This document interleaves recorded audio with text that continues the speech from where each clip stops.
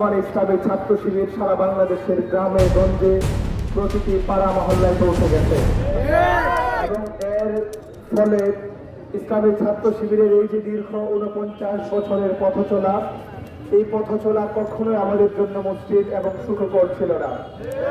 এই পথ পাড়ি দিতে আমাদেরকে প্রায় ২৩৪ জন ভাইকে আমাদের শহীদ হতে হয়েছে, অসংখ্য ভাইকে আমাদের পঙ্গুত্ব বরণ করতে হয়েছে, অসংখ্য ভাই তাদের নিজেদের শিক্ষা প্রতিষ্ঠানে শিক্ষা জীবন শেষ করতে পারে নাই, অসংখ্য ভাই জেলখানায় বসে পরীক্ষা দিতে হয়েছে, অসংখ্য ভাই আমাদের থেকে তার আহত হওয়ার পরবর্তী সময়ে ঢুকে দীর্ঘদিন যাবৎ অসুস্থতায় থাকার পর নিজের জীবন তিনি বিলিয়ে দিয়ে গেছেন।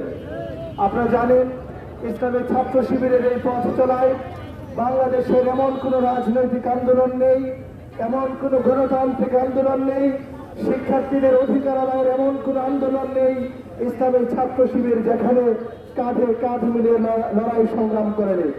প্রত্যেকটি শিক্ষার্থীদের আন্দোলন সংগ্রামে ইসলামী ছাত্র শিবির নেতৃত্ব দিয়ে আজকের এই বাংলাদেশের জুলাই বিপ্লব পরবর্তী সুন্দর বাংলাদেশ প্রতিষ্ঠিত হয়েছে। আপনি দেখেছেন, শুধুমাত্র জুলাইয়ের এই আন্দোলন নয়, ইতিপূর্বের সকল আন্দোলনেও ইসলামী ছাত্র শিবির সম্মুখ সারিতে থেকে নেতৃত্ব দিয়েছে। আপনি দেখেছেন, পরবর্তীতে বাংলাদেশের যত ছাত্র সংসদ নির্বাচন হয়েছে, অধিকাংশ ছাত্র সংসদ নির্বাচনে বাংলাদেশের স্কুল, কলেজ এবং বিশ্ববিদ্যালয়ের শিক্ষার্থীরা ইসলামী ছাত্র শিবিরের নেতৃবৃন্দকে তারা বিপুল ভোটে জয়যুক্ত করেছে। 1981 সালের যে ছাত্র সংসদ নির্বাচনের ধারাবাহিকত শুরু হয়েছিল, সর্বশেষ 2025 সালের 150 থেকে 100 পর্যন্ত ছাত্র সংসদ নির্বাচনের বাংলাদেশের আপামর ছাত্র এবং ছাত্রীগণের আমাদেরকে নির্বাচিত করেছে। আপনারা জানেন, ইসলামী ছাত্র শিবিরের এই পথ চলায় ইসলামী ছাত্র শিবির বহু শিক্ষার্থীকে বিপদ থেকে সুপথে ফিরিয়ে নিয়ে এসেছে। অসংখ্য শিক্ষার্থীরা যারা বিভিন্ন সময় মাদকে জর্জরিত ছিল, বিভিন্ন সময় কুপথে জর্জরিত ছিল, বিভিন্ন সময় তারা শিক্ষা প্রতিষ্ঠানে অবস্থান করতে না, ইসলামী ছাত্র শিবির তাদেরকে শিক্ষা প্রতিষ্ঠানে নিয়ে এসেছে।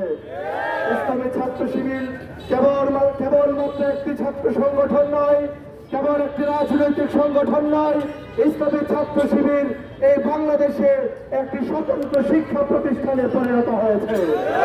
ইসলামী ছাত্র শিবির কেবলমাত্র শিক্ষার্থীদের একাডেমিক শিক্ষা অধ্যয়ন নয়, কোরআন ক্লাস, পাঠচক্র, আলোচনা চক্র সহ অসংখ্য সায়েন্স ফেস্ট এবং নানামুখী উন্নয়নমূলক কার্যক্রমের মাধ্যমে শিক্ষার্থীদের নৈতিক, মানবিক এবং চারিত্রিক বৈশিষ্ট্য কিভাবে ভালো করা যায়, ইসলামী ছাত্র শিবির সে পথেই তাদেরকে লাভবান করেছে। এই কুমিল্লার জনপদ, শহীদের জনপদ, অসংখ্য শহীদের বিনিময়ে আমরা এই কুমিল্লার রাজপথ আমরা পেয়েছিলাম। কুমিল্লাতে যারা শাহাদাত বরণ করেছে, আল্লাহ তাআলা সবাইকে শহীদের মর্যাদা দান করুক। আসসালামু আলাইকুম ওয়া রাহমাতুল্লাহ।